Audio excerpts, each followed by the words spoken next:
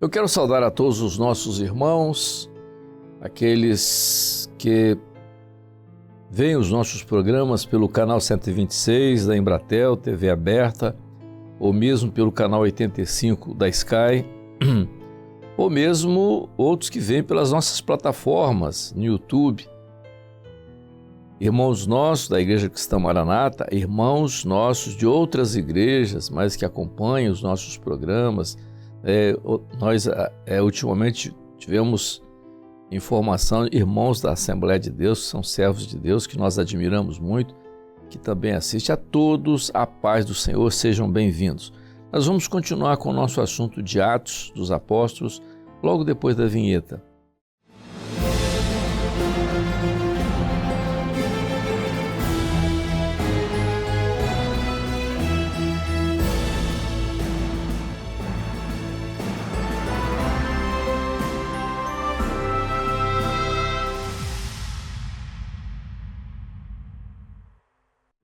Nós temos conversado nesses últimos episódios nossos aqui sobre o livro de Atos dos Apóstolos, e a nossa ênfase, vocês perceberam em todos esses nossos programas, foi com o aspecto doutrinário que está contido no livro de Atos dos Apóstolos. A preocupação de Lucas, quando escreve os dois tratados, porque o livro de Atos estava ligado ao Evangelho de Lucas, né? Quando Lucas escreve a Teófilo. Alguns dizem que Teófilo era amigo de Lucas, um grande amigo chegado.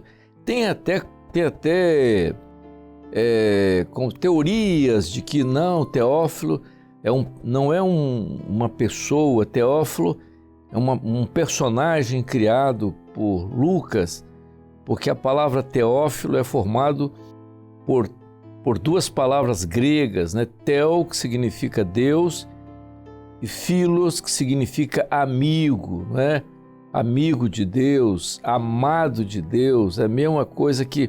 Então, seria o significado da palavra Teófilo. Mas tudo indica que realmente Teófilo era uma pessoa, um irmão, um companheiro de Lucas, onde ele então se dirige escrevendo os dois tratados, que a princípio eles eram juntos, não eram separados, e depois, por questão até didática na própria Bíblia, eles foram separados, porque na verdade a primeira parte do tratado consistia na biografia, não é? De Jesus, que já havia sido descrito também por mais outros três evangelistas, como Mateus, como Marcos e também João. Então, era a parte inicial do ministério de Jesus, a biografia de Jesus, final do ministério de Jesus, e há como uma ponte, não é, entre o final do livro de Lucas e o início do livro de Atos. É quase que uma sequência, quando no primeiro capítulo ele descreve ainda, aquilo foi Jesus que ficou ainda, depois de ressuscitar, ele permaneceu 40 dias aqui, não é? Os 40 dias depois da sua ressurreição, ele permaneceu com a igreja durante 40 dias, e depois dos 40 dias ele subiu aos céus, e a promessa que veio, o anjo desceu e disse, da mesma forma que ele subiu, ele voltará.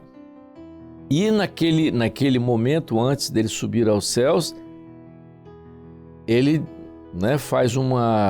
aconselha os apóstolos a ficarem em Jerusalém, permanecerem em Jerusalém, até que fossem revestidos de poder, porque a promessa era de que eles seriam batizados depois daqueles dias com o batismo com o Espírito Santo, e que eles seriam testemunhas. Vejam o alcance do livro de Atos, não só em Jerusalém, né, ali na Galiléia, toda aquela região ali, mas até os confins da terra. Quer dizer, de onde eles estavam, de onde nós estamos, a gente pode dizer que essa profecia nos alcançou. Então o livro de Atos, agora fazendo um resumo de tudo que nós falamos nesses últimos programas, eles mostram essa segunda parte do livro de Lucas, né, que é o livro de Atos, os atos do Espírito Santo na vida da igreja. Como eu disse anteriormente, Atos dos Apóstolos nada mais é do que as operações do Espírito Santo através dos apóstolos, através da igreja. Então, mostrando, na verdade, aquilo que era a doutrina. Então, a doutrina da igreja realmente ela está estabelecida de forma prática no livro de Atos dos Apóstolos. É claro que Paulo depois detalha esses pontos doutrinários que aconteceram na vida da igreja, porque a doutrina veio depois, a doutrina já existia, não é? Paulo, quando ele é usado pelo Senhor para detalhar a doutrina, descrever a doutrina, ele faz de maneira muito perfeita, porque inclusive ele fala que ele escreve aquilo que o Senhor tinha revelado a ele, né? Eu recebi do Senhor o que também vos ensinei. Então, ele recebia do Senhor. Então, o livro de Atos, nos seus 28 capítulos, mostram a igreja e o funcionamento da igreja. Num dos nossos programas, eu cheguei a dizer para os irmãos que o livro de Atos é como se fosse o manual da igreja. Se você disser assim, igreja bíblica, não é? Todo mundo gosta dessa expressão, igreja bíblica. Igreja bíblica é a igreja do livro de Atos dos Apóstolos. Então, o que diz o livro de Atos dos Apóstolos? Do primeiro capítulo até o seu último capítulo. Então, tudo aquilo que faz parte da doutrina da igreja, mostra falando da ressurreição, né? Aquilo que aconteceu no terceiro dia, porque o terceiro dia foi a grande experiência da igreja, porque é morte e ressurreição. Aquilo que já havia profetizado pelo Senhor Jesus lá no primeiro milagre. Qual foi o primeiro milagre de Jesus? Lá na festa de casamento, as bodas de Caná da Galileia. Então, nas bodas de Caná da Galileia, Jesus, naquele acontecimento, Jesus descreve todo o período da igreja, desde o seu nascimento, que é o terceiro dia, ao terceiro dia, em Caná da Galileia, começou uma festa de casamento. Então vamos lá, profeticamente, depois da ressurreição, começa o período da festa, que é chamado período da graça. É a festa de casamento. Nós estamos vivendo ainda essa festa que antecede o casamento. O noivo vai chegar, não é, no final da festa, quer dizer, lá quando já terminando a festa. Então, todos os acontecimentos descritos, as talhas de água transformadas em vinho, todo aquele acontecimento descrito no primeiro milagre de Jesus, foi uma das primeiras mensagens que o Senhor deu por revelação nessa obra, mostra tudo aquilo que nós já falamos e temos falado nas 7 cartas. As 7 cartas de Apocalipse são a repetição da profecia que está dentro das bodas de Caná da Galileia. Então o livro de Atos, ele descreve esse início da igreja falando do batismo nas águas, falando do batismo pelo Espírito Santo. O batismo pelo Espírito Santo era uma como dizer assim, uma maneira do Senhor capacitar o crente para enfrentar a batalha, quer dizer, era óleo na candeia acesa, tudo isso que Jesus já havia ensinado lá nos evangelhos. Então o batismo pelo Espírito Santo é exatamente isso. Você tem que ter óleo na candeia acesa por causa dos temores noturnos. Isso tudo está descrito no livro de Atos como o início da igreja, que foi o batismo pelo Espírito Santo. As primeiras experiências da igreja, aquela experiência que você vê lá, que todo mundo fala, a experiência de Ananias e Safira, mostrando que a igreja tinha que entender o momento de temor. Ali foi o espírito de temor colocado na igreja ali para mostrar aquilo que o Senhor queria, o propósito do Senhor queria com relação à sua igreja. Logo em seguida, ainda naquele período, tem antes a Matias, que é levantado para substituir Judas, e logo no capítulo 6, nós então temos o segundo grande ponto doutrinário da igreja, importante para a igreja, né? O começo, nós vimos que foi o batismo com o Espírito Santo, né? O batismo com o Espírito Santo foi fundamental para a igreja e é o primeiro ponto doutrinário importante no livro de Atos.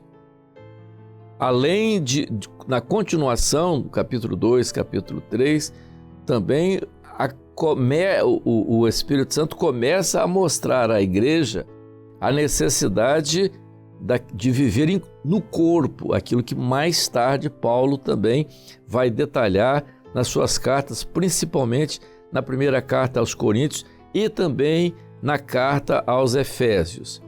Então, o que é? Estavam juntos todos os dias, né? No partir do pão, né?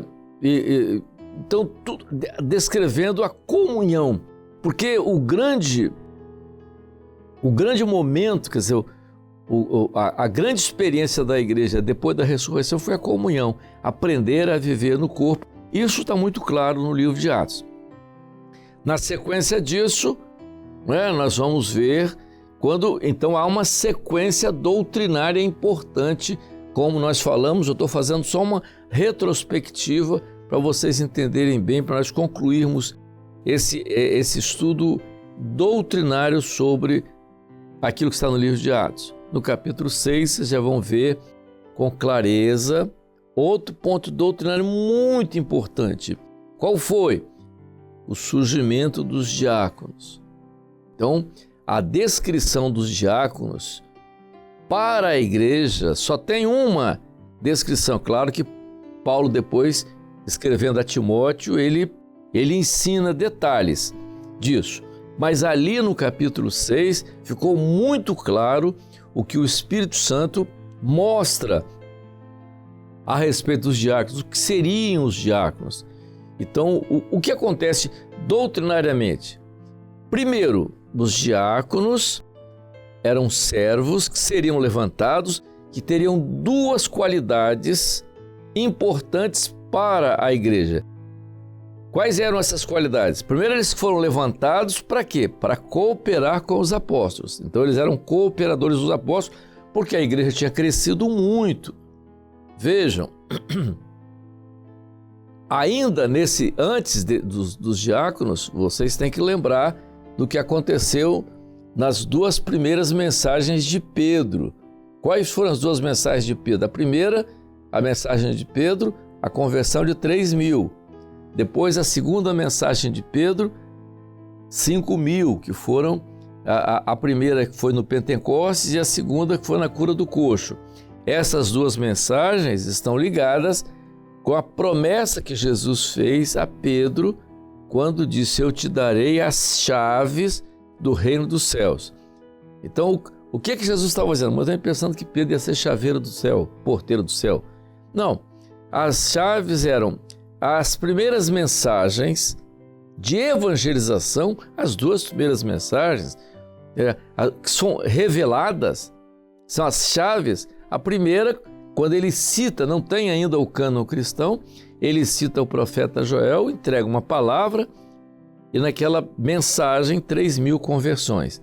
Então ali a primeira chave abre a primeira porta, a porta pela primeira vez. A segunda chave é aquela na cura do coxo, também Pedro. Então, se cumprindo a profecia de Jesus, eu te darei as chaves. Reino, quer dizer, a igreja, o início da igreja, Deus usa Pedro.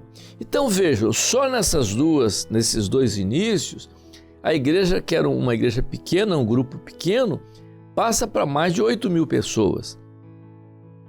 Houve necessidade, então, de uma ajuda aos apóstolos, porque eram um grupo pequeno. Então surgiram então aqueles que seriam os cooperadores dos apóstolos, que foram os chamados diáconos. A palavra diácono é uma palavra, vem daquela palavra diaconia, não é? Quer dizer, servir. Então eles serviam, serviam na humildade, serviam naquela parte, como usa uma expressão, serviam no pó. Era toda aquela parte necessária da igreja que os apóstolos não conseguiriam atender. Mas aí há uma colocação doutrinária no capítulo 6 do livro de Atos, muito importante para nós e que serve de ensino para a igreja. Quais são eles? Primeiro, os diáconos precisam ser homens cheios do Espírito Santo e de sabedoria. Então essas duas qualidades, elas são necessárias para que o varão seja levantado para ser diácono. Bom, o que é um homem cheio do Espírito Santo? Um homem que tem dons espirituais. Por quê? Porque Paulo diz que a manifestação do Espírito Santo é dom espiritual. Então, quem são homens cheios do Espírito Santo? Se eles são cheios do Espírito Santo, são homens que têm dons espirituais. Isso é a conclusão de tudo aquilo que é doutrinário. Então, esse ponto doutrinário é importante. Cheios do Espírito Santo e de sabedoria. O que é sabedoria? É o primeiro dom que Paulo descreve na carta aos Coríntios. O que é sabedoria? A sabedoria é para colocar as coisas em ordem. É o primeiro dom. Então, todas as coisas têm que ser colocadas em ordem. Então, esses varões têm que ser cheios do Espírito Santo de sabedoria, porque eles são importantes na igreja. Por que eles são importantes na igreja? Porque eles vão participar de toda a igreja. Eles são cooperadores com os apóstolos. Eles vão zelar pela doutrina. Qual é o caso de Estevão, que era um homem cheio do Espírito Santo, como a própria palavra descreve, e foi ali o primeiro mártir. Mas ainda no capítulo 6, há um ponto importante para nós entendermos, que é o ministério. Ali Lucas faz uma colocação interessante, quando ele diz o que ele relata ali, nesse início da igreja. Esses varões seriam levantados para esse serviço, e os apóstolos dizem o seguinte: quanto a nós, ou seja, nós, os apóstolos, os 12 apóstolos, continuaremos na oração e no ministério da palavra. Então vejam, o ministério da palavra está diferente dos diáconos. Então os diáconos têm uma função e o ministério da palavra tem outra. Está claro no capítulo 6 de Atos. Mas então o que seria o ministério da palavra?